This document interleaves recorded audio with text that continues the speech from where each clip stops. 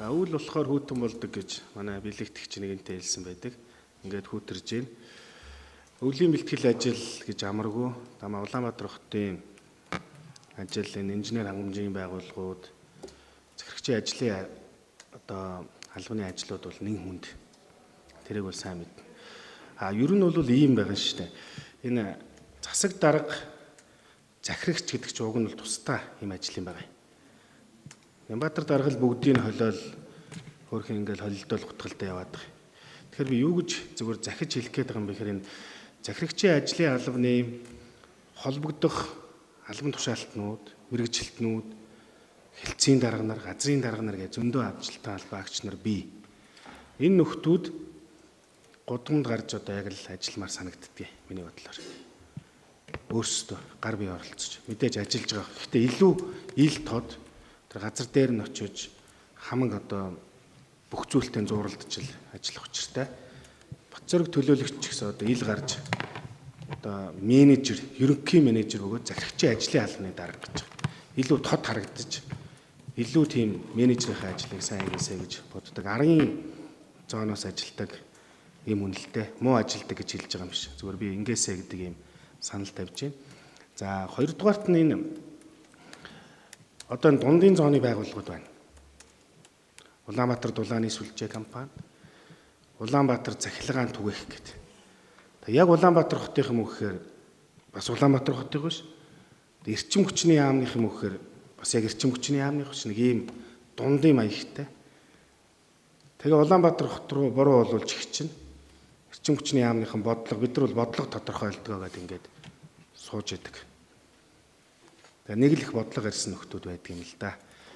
Бид нар тэр хийн дулааны станцыг цэцэрлэг түрээлэнд байгуулах гэж байхад одоо энэ Сэргэлэнбаатар төлөөлөгчдээр бол одоо эрс үгүй гэж зогсож байгаа л зогсоож ирснийг их тод санаж байна.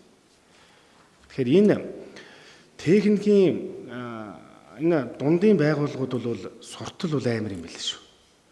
Би одоо нэг нийслэлийн өмчөд Сэргэлэнбаатар ажиллаж байна. Нийслэлийн өмчөд нэг барилгын компани дахин төлөвлөлтийн компани ажил хийж байна. Тэгэл нэг техникийн нөхцөл хүсгээр л хэцүү юм аа. Төрийн ажилд ингэж хандж байгаа хүмүүс энэ хувийн аж ахуйн нэгжүүдийг балалдаг байхаа.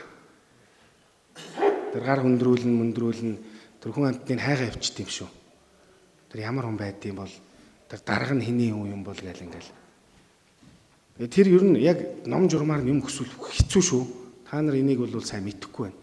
Одоо би ингээл нэг төлөөлөгч санаатай тийм ээ. Хотод бас ажиллаж исэн санаатай хүн л төрийн юм хүсгээр л чангаш шүү.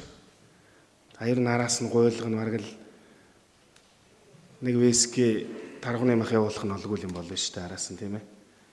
Хүнд шүү нөхдүүдээ энэ нөхдүүдийг хотын дарга энэ төр бас нэлээд сайн анхаарч яг энэ доочтнаас мэдээллүүд авах хэрэгтэй байх. Арай хэтэрсэн хүнд сурталын төр бол энэ техникийн нөхцөлийн төр бол хувийн аж ахуйн нэгжүүдийг бол нэрээ залхаад юм билээ шүү. Тийм. Бид нар харин тийм. Тэгэхээр энэ бол яг манайд нэртэй хүмүүс болохоор хотын байгууллага гэж бодоод байдаг. Энэ бол цэвэр одоо яамны нөхдүүд байгаа байхгүй. Яамны харьяа ийм газрууд байгаа маа л гэдгийг би бас онцолж энэ чуулганыг дамжуулж хэлэх гээд. Гэхдээ иргэд чинь манайх гэж бодоод байна шүү дээ. Улаанбаатар цахилгаан түгээх гэхээр чи Улаанбаатар их гэж бодоод байгаа үстэй. Улаанбаатар дулааны сүлжээ гэхээр чи хин ч харсан чи Улаанбаатарын асуудал гэж бодоод байна шүү дээ. Тэгээ энийг их тодорхой зарлж ямаар юм лээ. Тэгээ энэ техникийн нөхцөлийн төр дээр нөхдүүд бол одоо аж ахуйн нэгжүүдийг битгий чирэгдүүлж байгаарэ гэж би бас энэ чуулганыг далимдуулж хэлье. Хоёрдугаарт нь энэ төлсний цэгүүдийг жоох нэмж болох уу? Энэ гэр орол ганцхан хүн байранд амьдэрдэггүй шүү дээ. Улаанбаатар хотын тал нь гэр оролд амьдарч байна. Тэгээ төлсний цэгүүд бас жоох арай багдаад байна. Энэ хороо дүүргээс одоо маш олон саналууд мессеж ирж байна. Тэгээ би бол яг нээлттэй ингээл нөө иргэд энэ төр хорооныхон бол бүгд залган шууд уцаа авдаг л да. Хэрвээ одоо залгсан байх юм бол уцаагаа залгах жишээний тийм ээ. Тэрүүгээрээ жоох онцлогтой төлөөлөгч байгаа. Ямар ч утас аавна ерөөс. Шүүн мөн залгасан ч бараг бус чарайгаа л аавна. Эхнэр гайхаал одоо чи одоо юу хинтэйгээ яриад байгаа ингээл шууд уцаа авдаг. Тэгээд энэ гомдлыг бол би боддоор хэлж байна. Энэ төлшний цэгийг жоох нэмж өгөхийг чин сэтгэлээсээ бас хүсэж байна. Бид нар бол бас гэр оролттой гэдгээ эзэж мартаж болохгүй шүү. Гэр орооллын дулааны асуудлыг бол энэ түл шийдэж байгаа. Энэ жил бол бид нар хагас кокс түлхэж чинь дэвшилтэд зөрөгтэй алхам хийж байна. Яг вэ хүмүүс шүүмжилж байгаа сонирн биш. Үр дүн л чухал шүү дээ. Одоо ингээл утаа яаж багасхыг бүгдээр харъя. Тэгээ зөрөгтэй алхам хийж байгаа.